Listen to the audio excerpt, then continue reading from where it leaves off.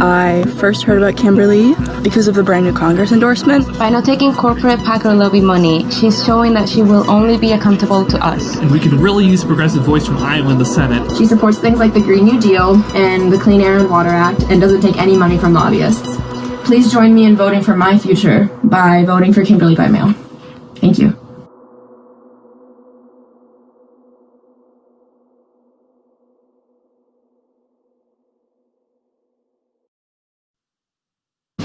Running for office during a global coronavirus pandemic, and the Iowa primary election is only 2 weeks away. Where do Democrats running for the U.S. Senate and the right to take on Republican Joni Ernst stand on the issues? We gather 4 candidates here at Iowa PBS for this special live Iowa Press debate. Funding for Iowa Press was provided by Friends, the Iowa PBS Foundation, the Associated General Contractors of Iowa, the public's partner in building Iowa's highway, bridge, and municipal utility infrastructure. Fuel Iowa is a voice and a resource for Iowa's fuel industry. Our members offer a diverse range of products, including fuel, grocery, and convenience items. They help keep Iowans on the move in We Fuel Aid. Thank you. It's a pleasure. And joining us in tonight's debate, questioning, is Kay Henderson, News Director for Radio Iowa. I would like to open the questioning with a question about electability. And we'll just go down the line. I'll start with you, Kimberly Graham. Why are you the most electable Democrat in this race? Why are you the Democrat who can beat Joni Ernst? Well, there are several reasons. I think that first we need to look at how somebody has campaigned so far. It is absolutely possible that a more progressive Democrat can win a statewide race in Iowa. I have a couple words to say about that. Tom Harkin. He once won all except one county in this state. And Tom Harkin went everywhere and listened to everyone, even and especially those with whom he disagreed. And that is how you win. I've been an advocate and attorney for abused kids and for parents in juvenile court for the last 20 years. And I've also been a family law mediator. If you want to get good at actively listening to people, become a mediator, because that is the #1 skill. And I believe that Iowans are going to give any candidate a chance that they believe is doing this for the right reasons, that is there for them, and that is going to always put people over profits. Mike Franken, why are you the Democrat best suited to beat Joni Ernst? Well, thank you. So I'm born and bred Iowa, rural Iowa, youngest in a big family, small town. Little did I realize that opening to life, hardworking, disciplined, educated lifestyle would do me well in almost 4 decades in the military and almost a decade as an admiral. That in turn, that worldwide perspective in legislative experience and executive experience, interagency, broad understanding of Washington, D.C., and also maintaining Iowa core values throughout it all, and understanding where Iowa core values connects with good governance. Consequently, I believe I have the tools necessary to defeat Joni Ernst. Teresa Greenfield, why are you the best Democrat in this race? Well, thank you, David. Yeah, I'm Teresa Greenfield, and I'm a businesswoman, a business leader. I am a mother of 4, and I'm a really proud farm kid. And I'm running to put Iowa first, and I'm not taking one dime of corporate PAC donations, and I think it's important for Iowans to know that. You know, on the farm where I grew up, my dad always said there's no boy jobs and there's no girl jobs. There's just jobs that need to get done. And I think Washington's the same way. We need to get some work done on behalf of Iowans and all Americans. And I'll tell you what, Joni Ernst, she disappoints me. She puts her corporate PAC donors first, and I think that hurts Iowans. You know, I'm running for hardworking families. I carried their fight in my heart. You see, I was widowed at the age of 24, and my first husband was a lineman for the power company, so he was a union member, IBEW. And when he died, I became a young widow, a single mom with a 13-month-old and another one on the way. And it was Social Security, hard-earned union benefits, and family and friends that gave me that hand up to get on my way. And so when Senator Ernst talks about cutting Social Security, I got in this race. And Eddie Merle, why are you the most electable Democrat? Well, because I'm the Democrat best suited, because Iowans deserve a senator ready to lead this health and economic recovery and address our shared challenges with the courage, the compassion, the urgency, and the progressive vision that we need in this moment in time. I'm a lifelong Iowan, a proud father and husband, a former teacher that built a progressive business that provides paid family leave, that has 65% of our leadership being women. And when times were tough during the last Great Recession, I took a pay cut, didn't lay off a single worker. Others in this race can't say the same, especially Joni Ernst. I'm bringing progressive values, supporting health care for every American and a woman's right to choose, making sure we're protecting Social Security and not accepting corporate PAC money. And when I'm elected, I'll treat the climate crisis like the national security issue it is and support a Green New Deal. I'm here because Iowans need to have a voice. I'm asking for their vote because tomorrow we'll build a better America for everyone. Thank you. Kay Henderson. Mr. Franken, this question will go to you first. Thank you. Last week, the U.S. House passed a $3 trillion economic stimulus package with the support of Iowa Congressman Dave Loebsack, a Democrat from Iowa City, but Abby Finkenauer, a Democrat from Dubuque, and Cindy Axney, a Democrat from West Des Moines, voted against it. Which of those Democrats made the right choice? I believe the Congresswomen did. There were issues with that bill. Certainly, there's a high level of urgency to provide relief for the COVID. But we need to be more shepherding of our natural resources. And I believe there were aspects of that bill which placated the uber rich, which we've had a history of doing in such bills, and I believe we ought to get something from those bills that lead to a better tomorrow, such as a broad infrastructure package, or addressing the medical care, or addressing those most impacted by this, down to the small businesses and the workers, including those who are undocumented in society. What provision did you find most objectionable about the uber rich? There was a passage, 1,800 pages, so permit me a little bit of allegiance here or allowance off the script, but there was an aspect of it which promoted a tax break associated with some previous aspects. Mike Franken just said it's about 1,800 pages long, and here's what you learn when you deal with laws for a living. The devil is always in the details.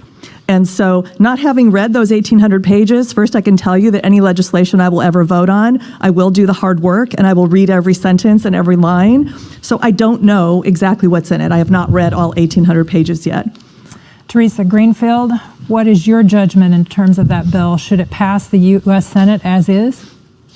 Well, we have to take action, urgent action, and I am glad that Congress and the Senate has taken action on the previous CARES bills, but there's so much more to do, and I certainly haven't had a chance to read 1,800 pages of that bill either, but I'd want to make sure that it really focused on the folks and the small businesses that are being injured as part of the COVID pandemic, and of course this economic crisis, focusing on hard-working families that are struggling right now to make ends meet and pay the bills. And so I'd want to take another hard look at that. And because when I was asked I hadn't had a chance to do that, I said I wouldn't be ready to vote on it. So you have no position. You couldn't say I'd vote yay or nay. What we're trying to get at here is which other Iowa Democrats would you agree with? Well, I think that, I want to be able to see what's in the bill. What little I have learned about it, I was concerned about the transparency in it, the follow-up, making sure those dollars go to those small businesses, because I think that our federal government has fumbled that football a little bit there in the previous CARES Act, and the dollars haven't gone to all the small businesses. And I want to be assured that what's in that bill will help Iowans first before I'd be ready to vote for it. So if I had to vote today, it'd be a no. Eddie Morrow, how would you vote? First of all, in order to address this COVID pandemic, we need to talk about leadership. We need to have leadership that wants to make sure that they're working for the family farmer first, for the worker, for the unemployed, for the small business owner. And I've demonstrated that leadership for a long time. I run a small business. I provide paid family leave, and when we're having a crisis, I take a pay cut so that they can make sure we keep them all employed. In the midst of this crisis, I'm doing the same thing. My job is to lead catastrophes, fires, hurricanes, floods. I'm doing that today. And so Joni Ernst voted on the bill. I'm going to get that, because Joni Ernst right now and Donald Trump are not leading in that way. I got to tell you that I'm concerned about leadership within this race right here. So did Nancy Pelosi show leadership by putting that bill forward, and would you have voted for it? Well, I appreciate a chance. I think I'll just finish really quick. I wanted to make a point on the leadership, and I'm going to answer your question, because I think yes, please do. Yes or no? Would you vote for or against that bill? I think the bill needs to be stronger, and I'll tell you 3 reasons why. Because because I have read the bill. I think it's missing automatic triggers that are in it for UBI and automatic unemployment insurance. I think right now it's asking to put covert payments in there, and I think we need to be expanding the healthcare exchanges so that we can save money and ensure more people, provide health care to more people. So it's not strong enough right now. If I'm a United States Senator, I would make it stronger and then send it back over to the House. Okay. Next question, also about the pandemic, and this will first go to Teresa Greenfield. As Iowans know, livestock producers are losing money on the cattle they're raising. Some hog farmers are having to euthanize their pigs. Consumers are seeing higher meat prices in the grocery store.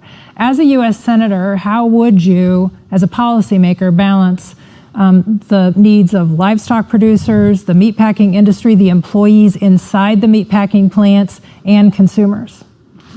Thanks, Kay.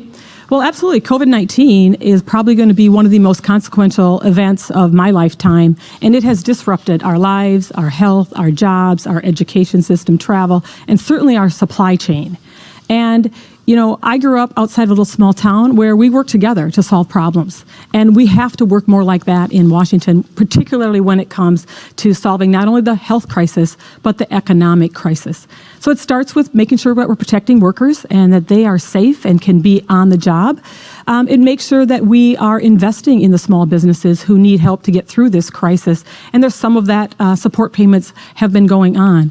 But when it also comes to our livestock producers, we've got to investigate the big corporations that have been fixing some of those prices. We have to make sure that our livestock owners are getting a fair deal. I had the opportunity to talk to a beef producer down in Warren County, and they're very concerned about being taken advantage of by these large corporations during this pandemic. Mr. Morrow, how do you deal with price fixing in the beef market, and how do you balance the rights of workers in meatpacking plants and the meatpacking plant owners? So again, I'm going to go back to telling the first thing we need to do is address the leadership issue that we have. We got a crisis leadership that's going on with Donald Trump and Joni Ernst.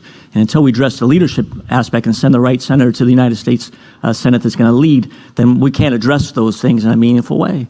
And again, I'm out here telling people that we got people on the stage that are lacking that leadership.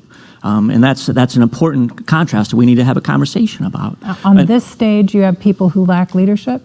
Yeah, so there's Teresa Greenfield, for example, has run a couple businesses through crises, and both times she has chosen the wrong route, laid workers off. Mr. Morrow, the question was about the meat industry. Could you focus your answer on how we deal with that? Right. Well, again, we deal with it because we have the right kind of leadership. In order to deal with that, you got to have somebody that cares about workers first. It's going to care about the family farmer first, not big ag, not big corporation, which is going on with the leadership we have now. And that's why I think leadership is a very important element of what's happening. So right now we're being told to open up these plants and put people in harm's way. That's wrong. We got to take care of the worker first. We're not thinking about the family farmer either. We're only thinking about big ag and big corporations. We got to talk about how we overhaul our agricultural system and have a farm bill that meets the needs of the family farmer first. Teresa Greenfield, he mentioned you. How do you respond? You know, what I'm doing right now in this pandemic is focusing on the workers. I put out 2 plans on how to deal with COVID-19, and it starts with making sure our workers are healthy and safe. Essential workers need essential protections, and we can do that. I would ask the governor to ask the administration to use the Defense Production Act to ramp up testing and PPE so that everyone can go to work, whether you're working in the grocery store, whether you're the delivery truck, whether you're delivering the mail, or whether you're working in a meatpacking plant. Mike Franken, you grew up in an area of the state where pork producers are taking hogs to plants in Dakota City and in South Dakota, which have had outbreaks. How do you balance the protection of workers against those pork producers who are facing the very real prospect of having to euthanize their animals? Well, ma'am, so I worked in a hog kill plant for multiple years. So initially, things needed to be implemented. The owners of these plants needed to run them like they own them, and the employees are essential elements of their ownership. So slow the line, PPE, OSHA standards need to be reinforced, and not guidelines, but enforcement. A number of other things. But this comes at a very inopportune time for Iowa agriculture, as you know. We are facing not the 1980s, but something worse for Iowa agriculture. There are very few lines of effort in agriculture today that are profitable. Compounded by the supply disruptions that this processing now has entailed, both on the beef and the pork side, we have problems. And we're going to see supply disruptions of an essential food element in society today. So something broader from agriculture, big ag, to something that is more resilient needs to occur. And the worker is job number one. We need to change our focus. Kimberly Graham. Thanks. So you asked how you balance, those interests, and I'll be very clear with my answer. Initially, you don't balance them. In other words, you have to put the worker first. There is no burger, I don't care how good it tastes, that is worth anyone's life. So first, you initially need to shut down every one of those plants where there are massive outbreaks. You need to get testing done of every single worker who was in that plant, probably not just once, but down the road several times. You need to get PPE in there. You need to also ultimately reconfigure the plant probably to keep people further apart, sterilize everything, sanitize everything, and then you can safely reopen. But initially, there is no balancing. You have to put people first. And then also, eventually, you need to hold owners accountable. These owners of these plants knew what we all knew for a very long time. The way this spread, that it spreads in close contact, and yet they still had people right up next to each other with no PPE in some cases, no breaks to wash their hands, etc. That is unconscionable, and the owners need to be held accountable. I don't see that happens hardly ever, if ever. And then down the road, you invest in inspectors, and you make sure that you have on-the-ground inspectors going in and making sure that all of these measures are in place that need to be in place. As Mr. Morrow points out, there's a lot of criticism flying about this campaign of each one of you, and I want to turn to a segment here in our conversation about some of the negatives that have been raised about each one of you and give you a chance to respond. So I'll start with you, Teresa Greenfield. The criticism of you is that you're a tool of Chuck Schumer, and that it's establishment Democrats who have endorsed you and given you their blessing. Now, how do you respond to that notion that a bunch of out-of-state Democratic leaders are trying to foist you onto the Iowa Democratic Party? Thanks, Dave. Getting in a United States Senate race is a serious decision, and I spent months preparing to get into this race, called county chairs, party leaders, activist friends, people I trust to really make that decision. And on the day I announced last June, I decided to focus on building the strongest grassroots team. And it wasn't but a day or two later, 19 leaders from across the state, elected leaders, endorsed my campaign. And from there, we have just kept building a strong team. So today, we just recently announced our 24th union that has endorsed our campaign, representing together, I think, about 70,000 workers across the state. 2 weeks ago, the Iowa AFL-CIO endorsed our campaign. And look, we've had 15,000 contributions from Iowans in all 99 counties. I stay focused on building a strong grassroots team here to win here for Iowas, because I'm putting Iowa first. Okay.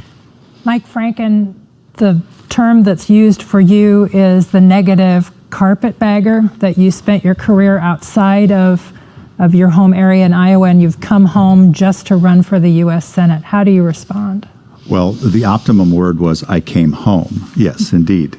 So I'm a fourth-generation Iowan, and indeed I spent my first 23 years here, the formative years, doing the assortment of jobs as you would expect in rural Iowa.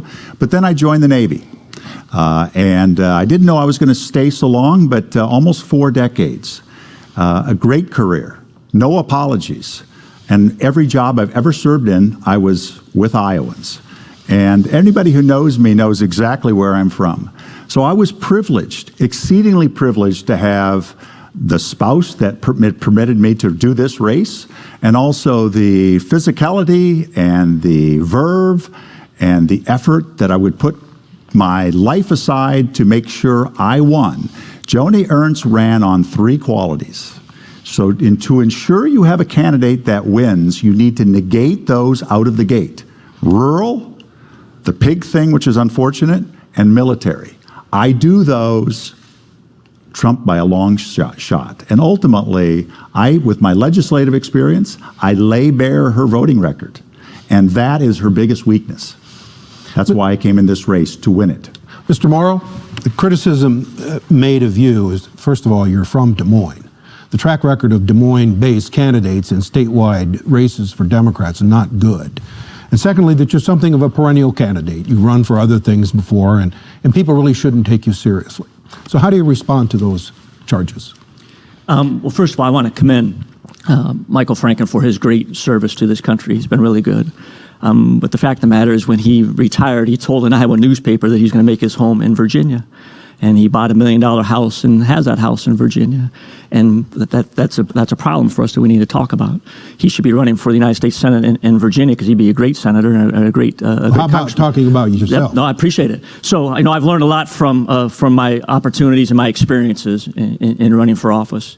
And one of the things I learned was that the D.C. establishment does like to weigh in these races. I learned that in 2018 when they chose Teresa Greenfield and pushed Cindy Axne off to the side. And I saw what that does to people. In fact, Iowans don't have a choice right now in this race, because they're trying to tell us that Teresa's the only choice, and you don't have a say in that. And we need to reject that. And I learned from that we need to go do something to combat that and beat that back. And what we've done is build out the broadest coalition and the best infrastructure, build the 92 counties before we moved to this kind of campaigning, 100 virtual campaigns. And now there's a poll that shows I'm tied with Joni Ernst. And that's better than the D.C. establishment candidate. So I've learned an awful lot from those experiences. I'm going to take them to the United States Senate. I'm the strongest candidate in this moment of time to take her on in November. Mr. Franken, he took a shot at you. Yes, how indeed. do you respond to that? So, yes, just to correct the record, when I was on a combat deployment, it's a 13-month deployment, I was alerted that Barack Obama, the President of the United States, selected me to be the Chief of Legislative Affairs for the Department of the Navy. I consequently needed to move my family from Tampa, Florida, to Washington, D.C. This is what's done in the Navy. For 28 moves, I've moved. 4 continents, 28 moves. So indeed, what you would do is you would buy a house. So that's the house. It was 2012 when I purchased that house, just to correct the record. Thank you. Okay. Kimberly Graham, you at the onset of this evening said you are a progressive. Others who are concerned about your candidacy use 2 words, and they say you're too liberal. How do you convince Iowa Democrats that they should select you in a year when they're selecting a more centrist candidate to lead the ticket in Joe Biden? Right. Well, I think we need to remember who, with a little controversy, arguably, I understand, who won Iowa. And you could argue that that was Senator Bernie Sanders. So I think that says a lot about where a lot of Iowans think this country needs to go with our policies. The only neutral poll done in this race so far by the Des Moines Register in early March had our campaign coming out on top for both name recognition and favorability. I think that says a lot about the traction that our campaign has been able to gain over the little over a year now that I've been traveling all over the state. We got to 85 counties out of the 99. We did the rest online. So we've been to all 99 counties, either in person or virtually now.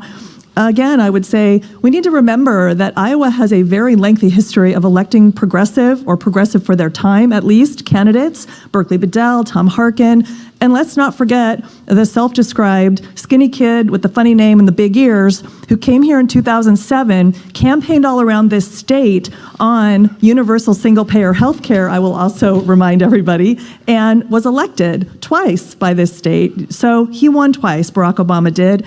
I think that it's just ridiculous to say that somebody is too liberal for Iowa. Actually, that's what the Republican Party is calling me, too liberal for Iowa. But Ms. Graham, you have not run for office before, have you? No, none of us have held elected office before. Tom Harkin got there on his second go to Congress. Berkeley Bedell got there on his second go to Congress. Mm-hmm. Barack Obama served in the Illinois Senate. Mm-hmm. He served in the legislature there. Yeah. You've not run for office before. No, none of us have held elected office before, and I think 2 of us haven't run before, so that's not unusual for this particular slate of candidates.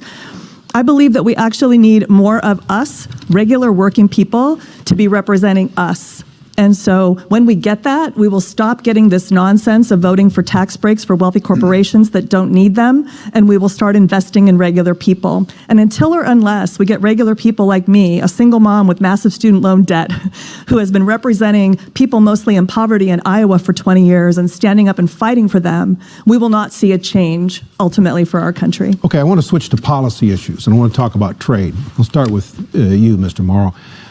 What do you do about China? How do we conduct a trade policy that keeps the Chinese from stealing our secrets?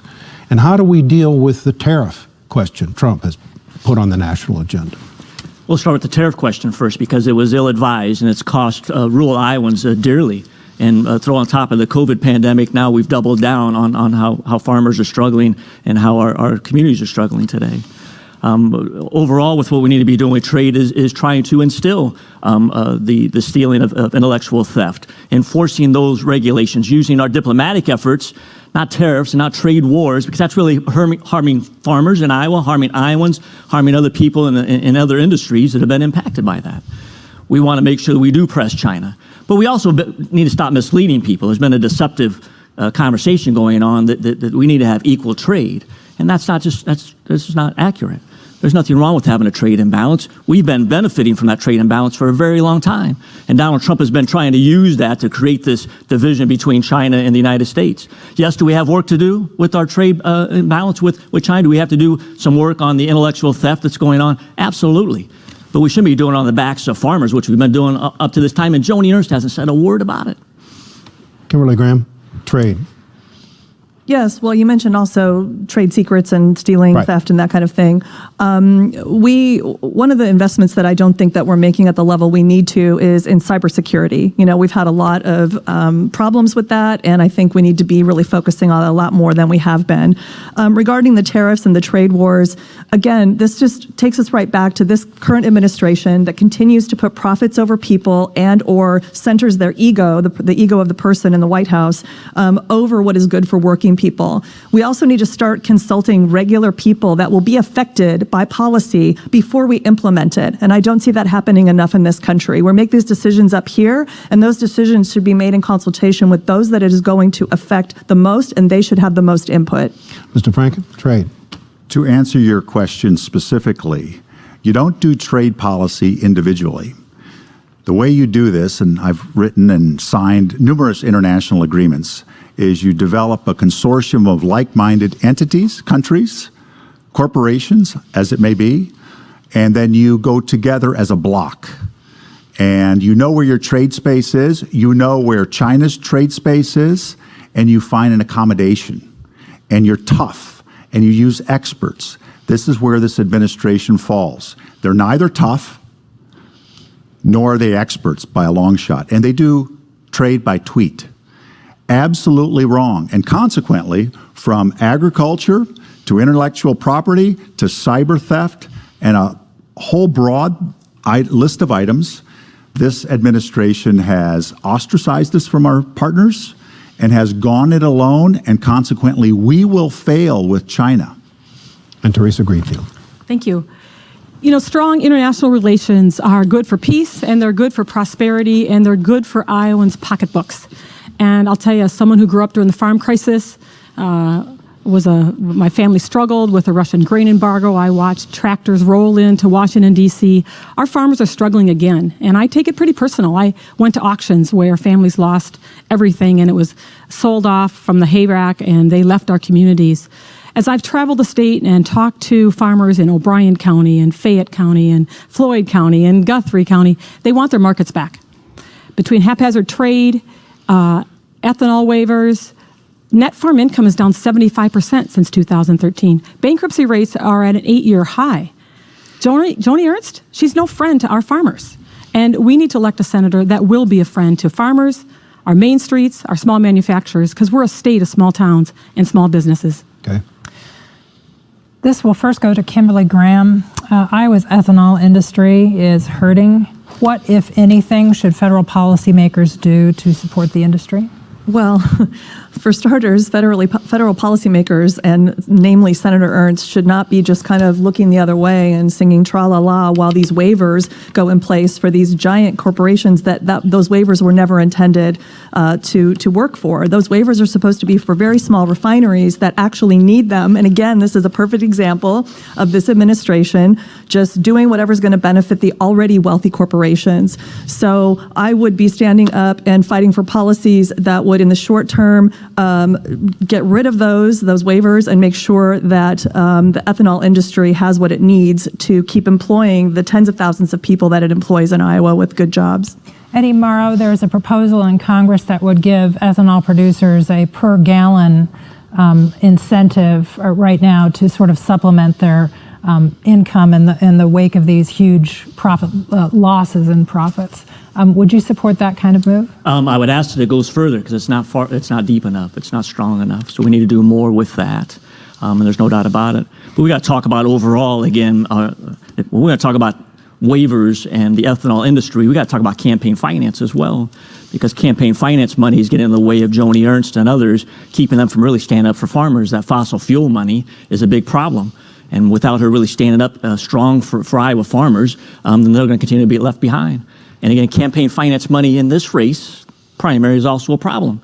So we have candidates that are taking fossil fuel money, tens of thousands of dollars worth of fossil fuel money. And that's a problem. It's going to be hard for them to stand up for those family farmers instead of the oil industry as well. And who are you accusing of that? Well, that would be Ms. Greenfield, who's telling us that she doesn't take corporate PAC money, but that leadership PAC money that she gets is full of pharmaceutical money, of fossil fuel money, of big ag money, and all kinds of money. And her and Joni Ernst both get to hide behind that kind of dark money. Ms. Greenfield, do you want to reply to what Mr. Morrow just said?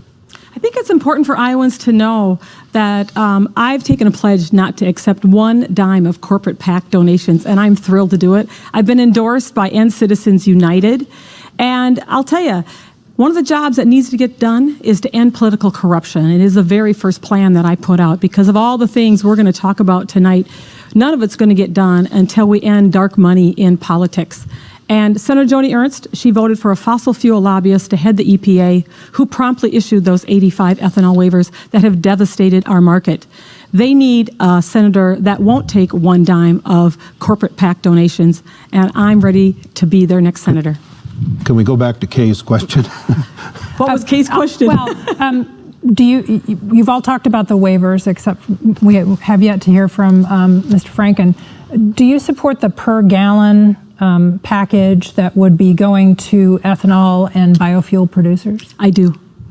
Mr. Franken, what should policymakers do? Should there be a difference between the plants that are owned by farmers and the plants that are owned by corporations? So the corporate farm, it depends what corporate you're speaking of. Big oil, that's a separate matter. Corporate associated with farming industry, I don't believe so. I don't know the specifics exactly, but I would segregate those two under the broad category of corporate. But the RFS exemptions are a killer. And the Trump administration, frankly, EPA, is breaking the law. This is existential for our farmers and our corn growers in America. And ultimately, this is one more death knell to agriculture that Joni Ernst is not helping at all. Mr. Franken, we'll go on to another issue, and I'd like to hear from each one of you quickly about this. There are some proposals that different groups have made about the Supreme Court. Do you believe the size of the Supreme Court should be expanded? Well, I believe it ought to be depoliticized. And that's one idea that people have for trying to do that. Right. I've not studied that. I would leave this to the constitutional lawyers to come forward with an estimation on what the puts and takes are associated with this. I'm not really, the goodness of a person who's been in executive management for 25 years is when I don't know, I say so and I look for guidance. Fair enough. Teresa Greenfield, should the size of the court be expanded? You know, we need a fair and impartial Supreme Court, and certainly as a United States Senator, it's a solemn duty to advise and consent, but I don't believe we need to expand the Supreme Court. Okay, Eddie Morrow, yes or no? Do we need a Supreme Court expanded? So if it's continuing to be politicized like it is right now, if we're going to be appointing judges and awarding judges based on political ideology, then absolutely yes, we need to expand the court. And Kimberly Graham, expand the size of the court?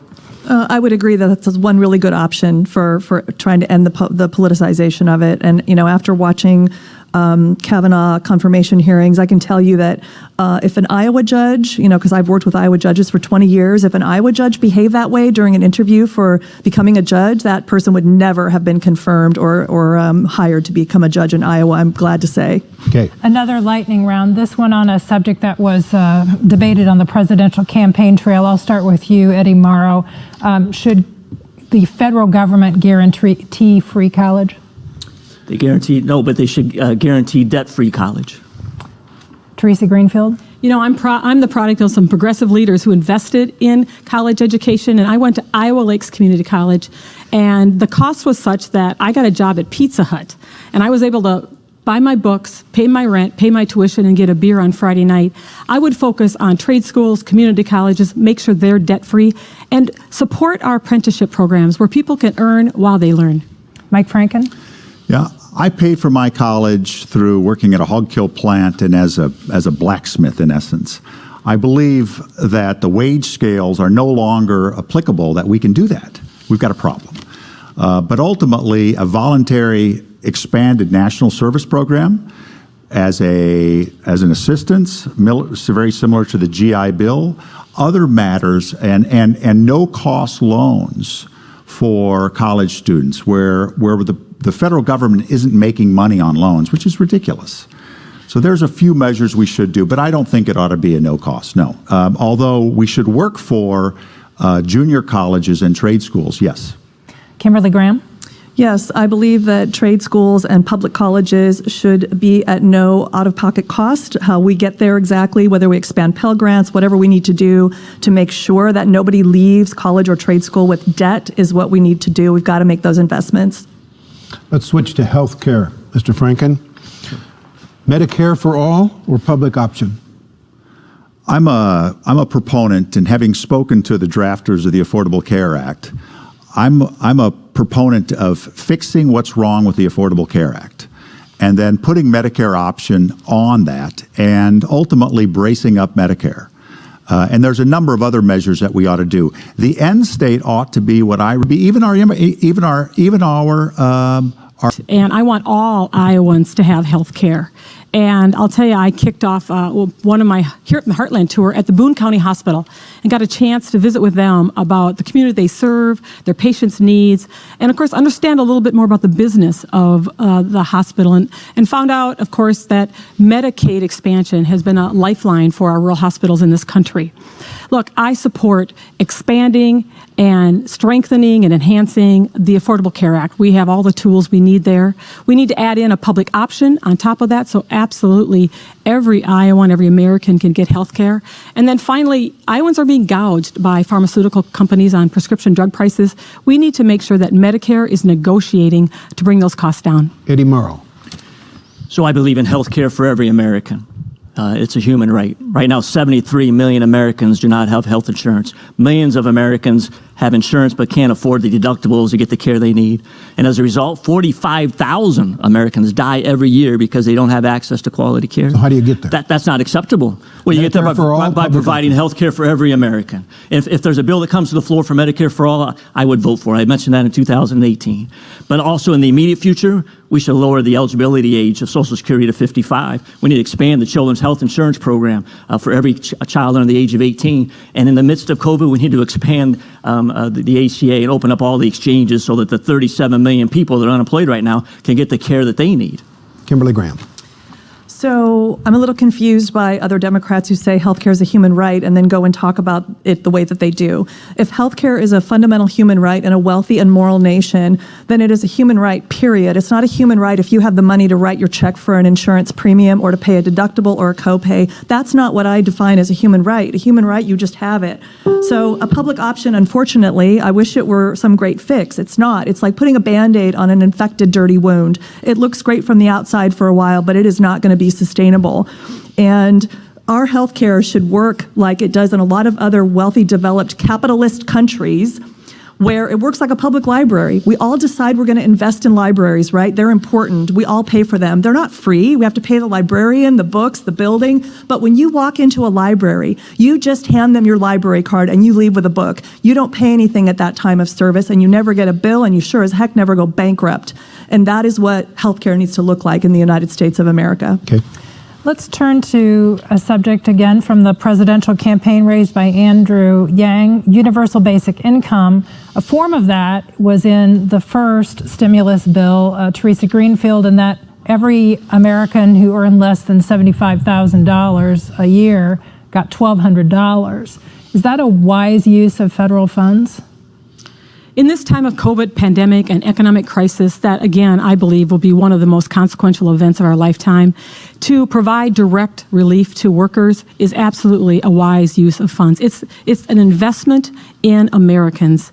And in the plan that I put out, I focused on how we help keep our workers healthy and safe, how we invest with direct payments, how we work to make sure that small businesses have the capital they need to stay open. And one other thing that I think doesn't always get talked about here is that we need paid sick leave in this country. Workers should not have to decide whether they go to work sick or whether they stay home and possibly lose a paycheck or lose their job. And so those investments in our workers are the best thing that we can be doing right now. Mike Franken, was the $1,200 payment wise? I saw a wiser choice to extend unemployment benefits and be quicker in putting people on the unemployment rolls and to also expand the SNAP program. We have working programs in place where we don't dawdle with those who don't necessarily need those funds. They're not spending those monies because they're still working. And those that did receive those funds, it's been 10 weeks, right? Consequently, $1,200 in 10 weeks, it's nothing. It doesn't do anything. This needs to be continuous. So we seeded a large population base with $1,200, and a lot of it didn't go into circulation, and those that needed it didn't get enough. Kimberly Graham, what are your thoughts in regards to this subject matter? Well, I do think that the $1,200 one-time payment was absolutely a necessary investment. However, I don't think that it's kind of pathetic crumbs to working people in this country.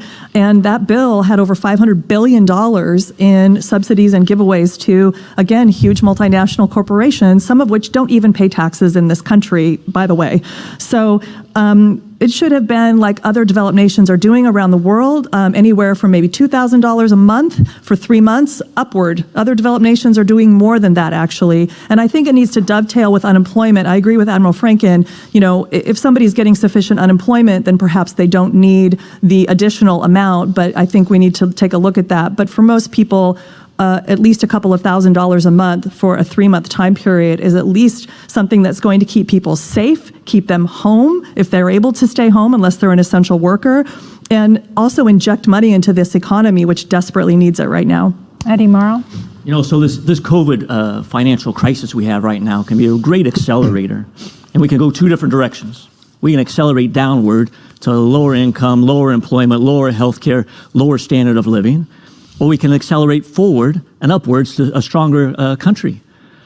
And again, my background in working in business and the great financial background I have lends itself well to this moment in time. I think we should, if you go back and look at our COVID response that we put out several weeks ago on our website, eddiemarl.com, you'll find that we advocated for a UBI payment that goes on throughout this pandemic, and that we need to make sure we have an accelerator in place so it doesn't expire. We don't want to wait for Congress to come back and then hem and haw and argue.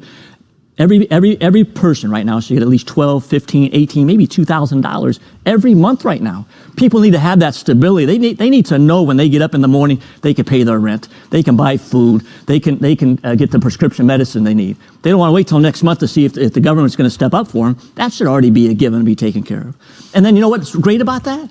Is if we do that, then we'll have an experiment about UBI. And then we can determine if Andrew Yang is right, we should extend it permanently or not. But we'll at least be able to collect some data. We need to go stronger. We're not going strong enough to solve this crisis. I'm the strongest candidate to do so. Teresa Greenfield, let's switch gears to immigration.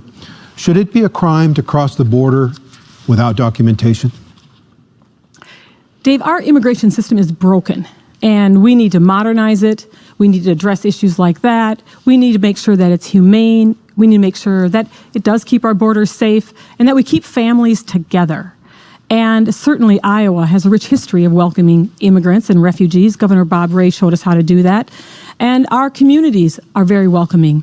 Right now, there is a group called Iowa Compact on Immigration that is talking in a bipartisan way about how we can modernize our immigration system in a way that grows our economy, grows our jobs, keeps families together, and also focuses on public safety. But anything specific about this particular question of coming into the U.S. without proper paperwork? The whole system is broken, Dave.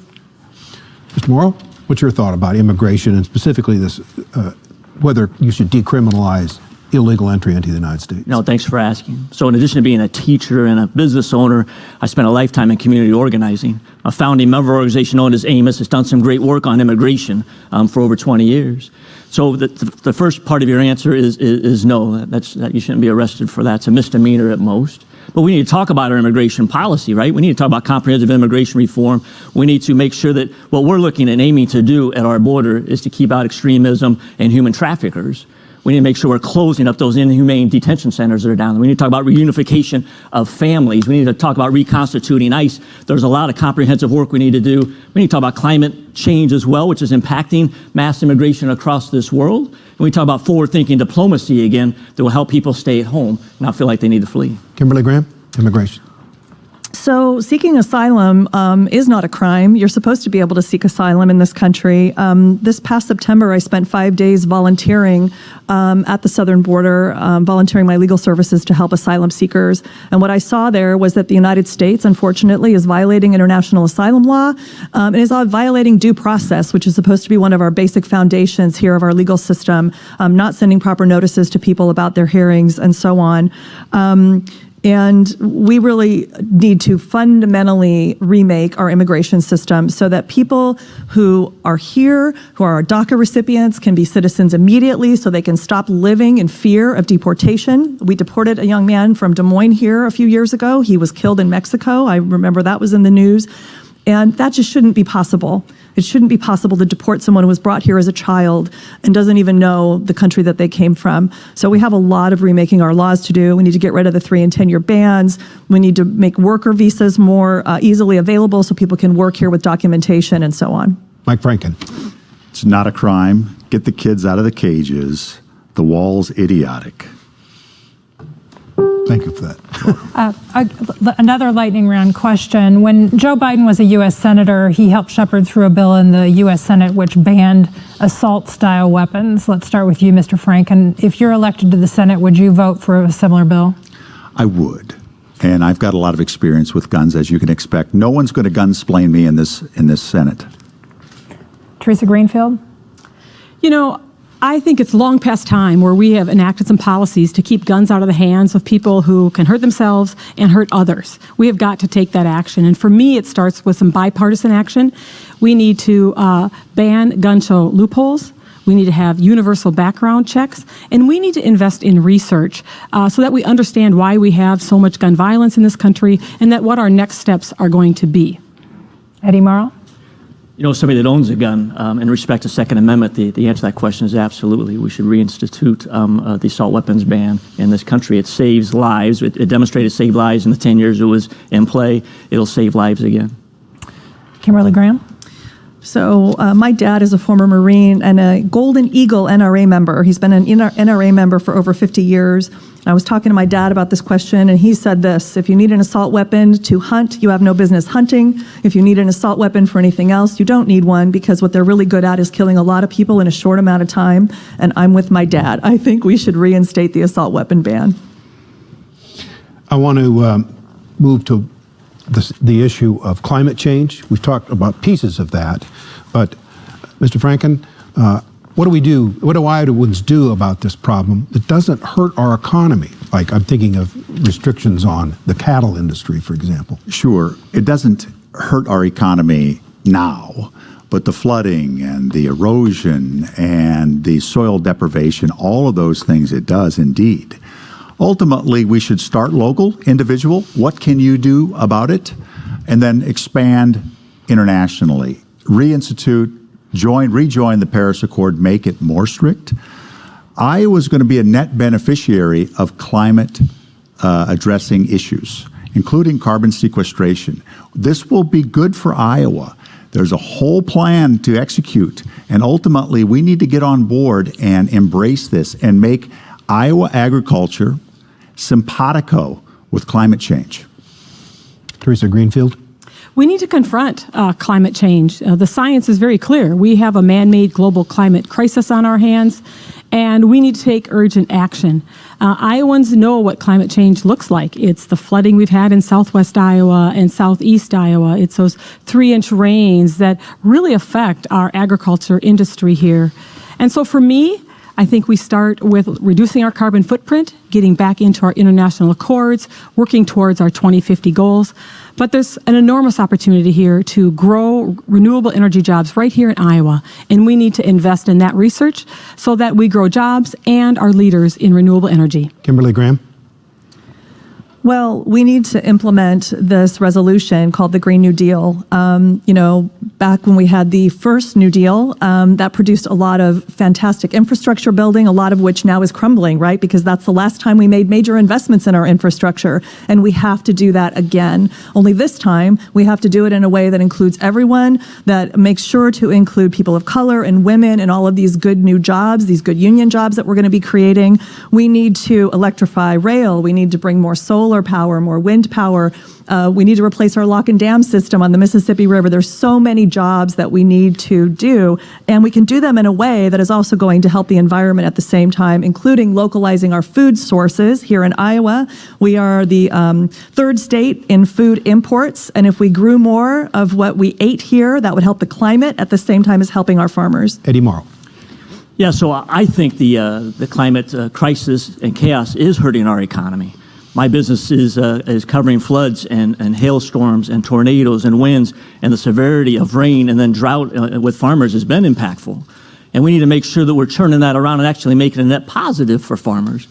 Our climate solution should be about carbon sequestration and cap and trade, and also a carbon-free dividend. There's a lot we can be doing for farmers that would bring vitality into those areas. I got 1 minute left.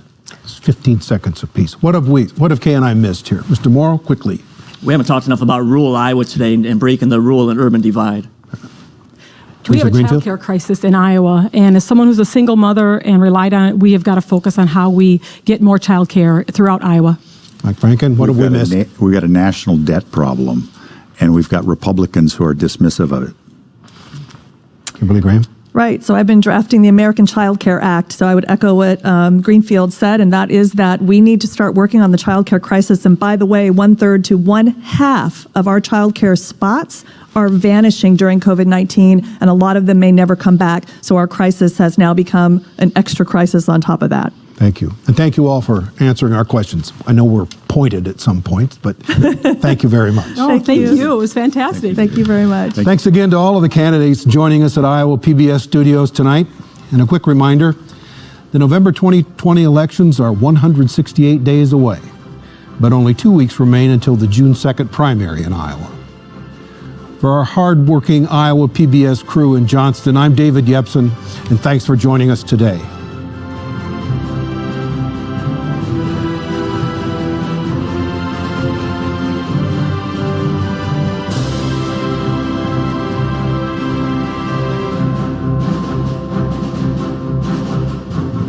Funding for Iowa Press was provided by Friends, the Iowa PBS Foundation. The Associated General Contractors of Iowa, the public's partner in building Iowa's highway, bridge, and municipal utility infrastructure. Fuel Iowa is a voice and a resource for Iowa's fuel industry. Our members offer a diverse range of products, including fuel, grocery, and convenience items. They help keep Iowans on the move in rural and urban communities. Together, we fuel Iowa. I'm a dad. I am a mom. I'm a kid. I'm a kid at heart. I'm a banker. I'm an Iowa banker. No matter who you are, there is an Iowa banker who is ready to help you get where you want to go. Iowa Bankers, allowing you to discover the genuine difference of Iowa banks.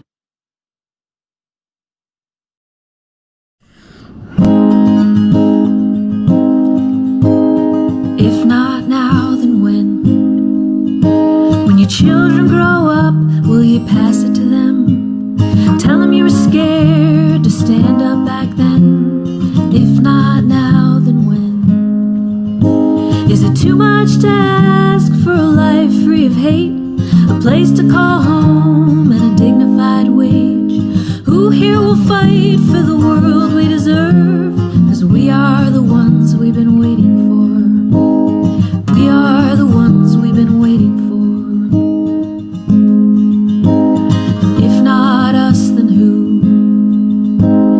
Take the bold steps that we have to, when the difference will be what we do or don't do. If not us, then who? Is it too much to ask for a life free of hate? A place to call home and a dignified wage? Who here will fight for the world we deserve? 'Cause we are the ones we've been waiting for. We are the ones we've been waiting for.